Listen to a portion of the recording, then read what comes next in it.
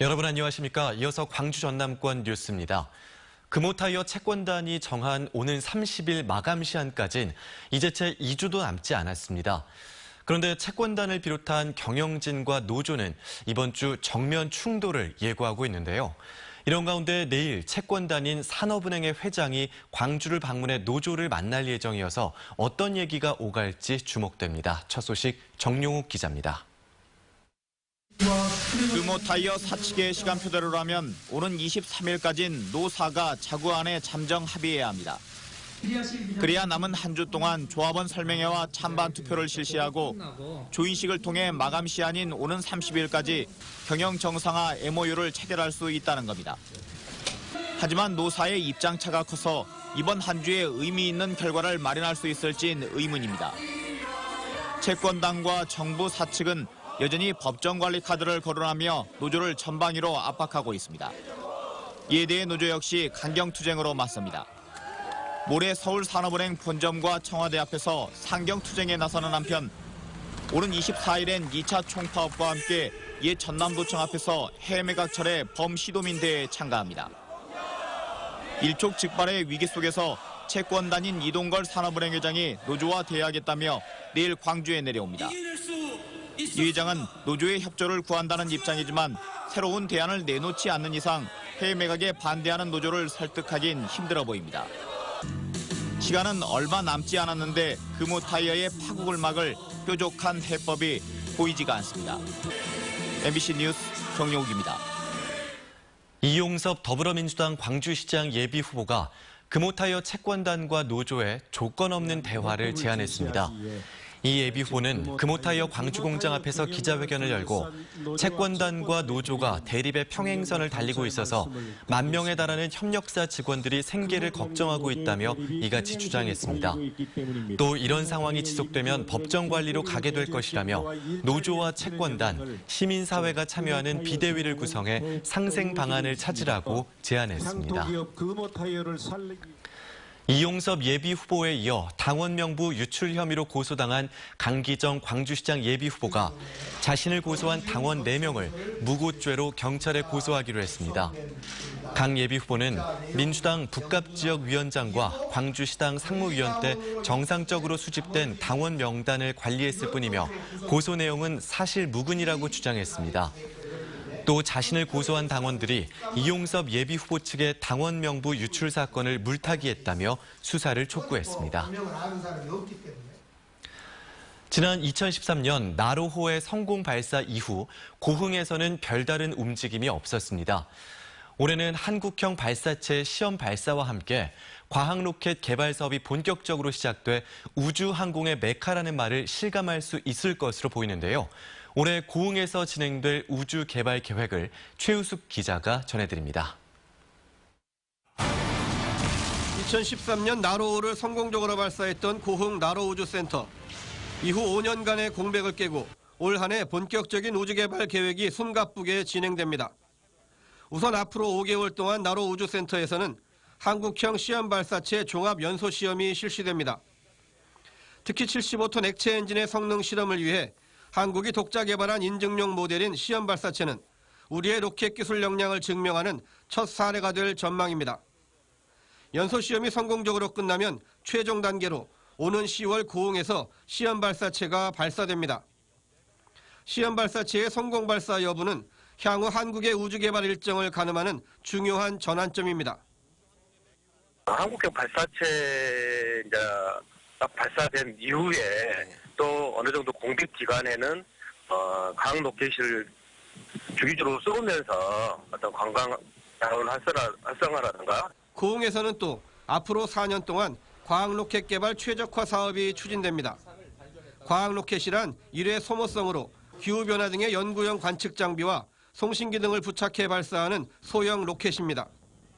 항공우주연구원이 150억 원의 국비로 추진하지만 로켓의 조립과 발사는 물론 관련 연구와 인력 양성의 모든 절차가 고흥에서 진행됩니다.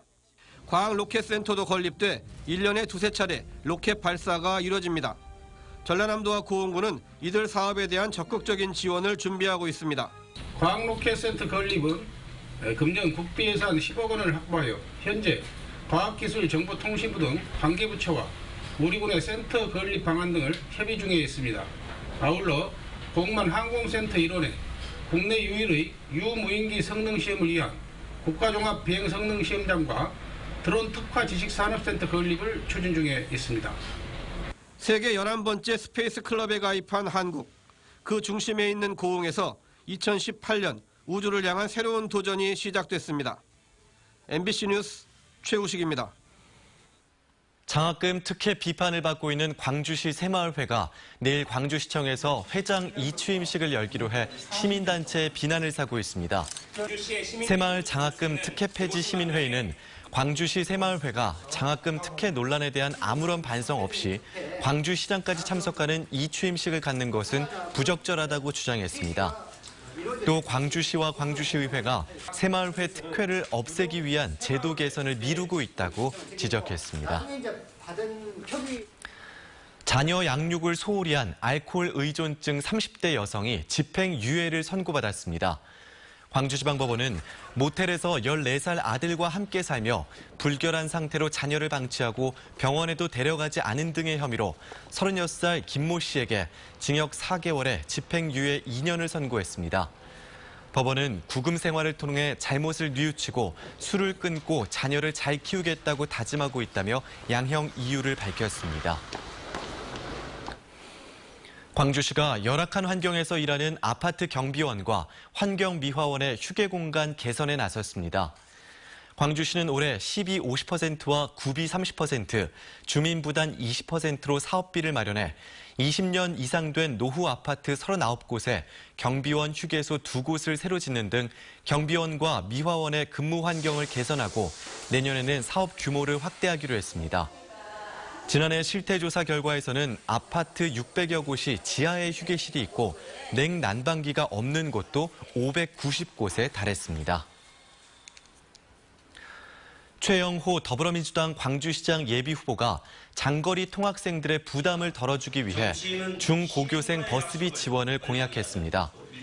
최 예비후보는 광주시 내 중고교생 가운데 구간 경계를 넘어 통학하는 학생이 10,000명 안팎으로 추산된다며 광주시의 세입 세출 잉여금을 잘 활용하면 장거리 통학생들에게 하루 1,600원의 버스비를 지원해 줄 수 있다고 말했습니다. 6.13 지방선거가 80여일 앞으로 다가온 가운데 출마 예정자들의 더불어민주당 쏠림 현상이 두드러지고 있습니다. 지난 주말까지 광주시 선거관리위원회에 등록한 광주시장 예비후보 8명 가운데 6명이 민주당 소속이고 민중당과 정의당이 각각 1명씩입니다.